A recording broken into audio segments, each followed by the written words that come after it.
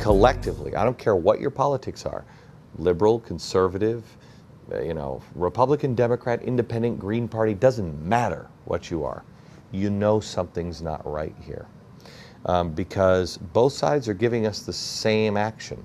You know if the Democrats would have been in charge, the Republicans would have said, oh my gosh, look at this, they're not securing the border. Well, wait a minute. Here's the security party not securing the border. Huge problem. Not just from culture standpoint, not just from economic standpoint, but from 9/11. We got a guy with TB coming across the border. How does that happen? I think even this guy probably got a mile past the border and went, holy cow, man, is this country screwed? So there is no security there. And this is, I don't care what the polls say. I don't care what anybody tells you why the Republicans lost. This was the straw that broke the camel's back. And it's the straw that's breaking the camel's back with the Democrats. The reason why I'm on such a kick right now on, forget about the parties, vote American. Find the person that's the closest to you. You're not going to find somebody that agrees with everything. Just find the person closest to you and vote for that person. I don't care what party they're in. We've got to find people that are not bowing down to special interest, whether those be unions, whether that be companies, whether that be I believe the government. We're working on a new book, doing research now on the SPP, this shared border idea that we'll just fence all of Mexico and Canada and the United States in one giant fence, and we'll just take care of sharing each other's security. Excuse me?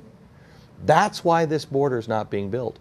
That's why neither the Republicans or the Democrats are doing anything about it. Because a secure border on north and south, one with a big fence that will stop people driving across it with God knows what, will never be built unless the American people demand it. There's two things that I think our future generations will look back on and shake their head in wonder. One, why didn't we finish the job in Iraq? We won the war, we lost the peace. Why didn't that happen?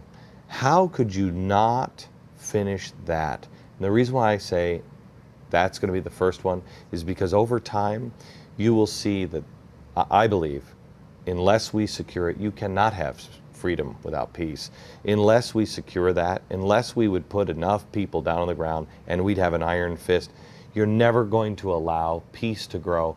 That's going to turn into Darfur. It's going to make Darfur look like a picnic. The whole Middle East is going to fall apart because we didn't do our job.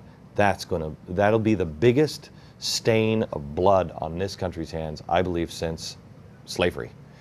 The second thing they will look at as, and there's no doubt in my mind when Homeland Security says we should have biological, chemical, and radioactive detectors on every cell phone in America.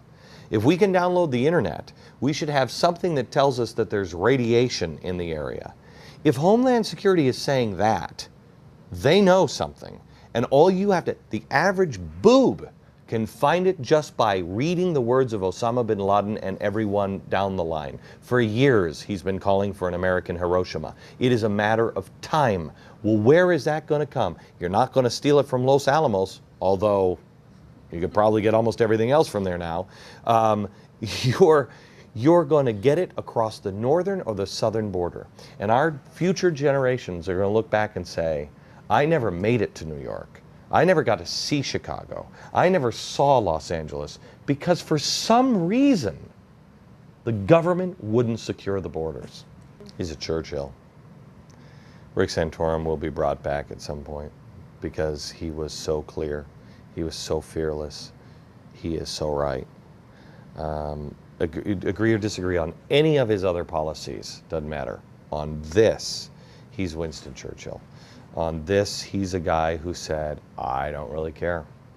I mean, he told me, he said, I cannot look my children in the eyes when this happens and they say, why didn't you speak out? You knew. Quite honestly, it's why I do what I do. There's nothing quite like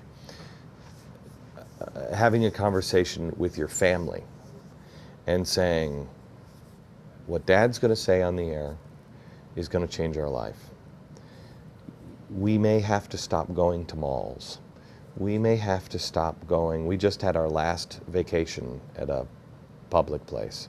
And there's nothing like having that conversation. And then having the conversation with your wife and getting down the side of your bed and kneeling down and praying and saying, do we do this? When you come to the recollection, my wife is one of the smartest people I know, and she said, you believe it, don't you? And I said, yes. And she said, so do I. So that leaves you in a position of, what choice do you have? More people need to wake up. More people, if they do their homework, the writing is everywhere. It's everywhere. Everything is pointing to this. But if people just would ponder, read, listen to their gut, they know we're in big, big trouble. The good news is, I was at a place of total despair earlier this year because I didn't see an end. I didn't see a way out, you know? I kind of feel like at the end of The Producers with Gene Wilder, where he's like, no way out, no way out. That's the way I felt. I needed my little blue blankie. The hope is we the people. It's not going to be done by, I think we're going to have to go through some very dark times, but we will survive. And it will be good. And we will quickly be stripped of our hatred. That's what I'm trying to do on the air. That's what I'm going to try to do on the radio program in '08. I'm going to try really hard not to get sucked into it and be able to stand at the door and say, we don't hate each other.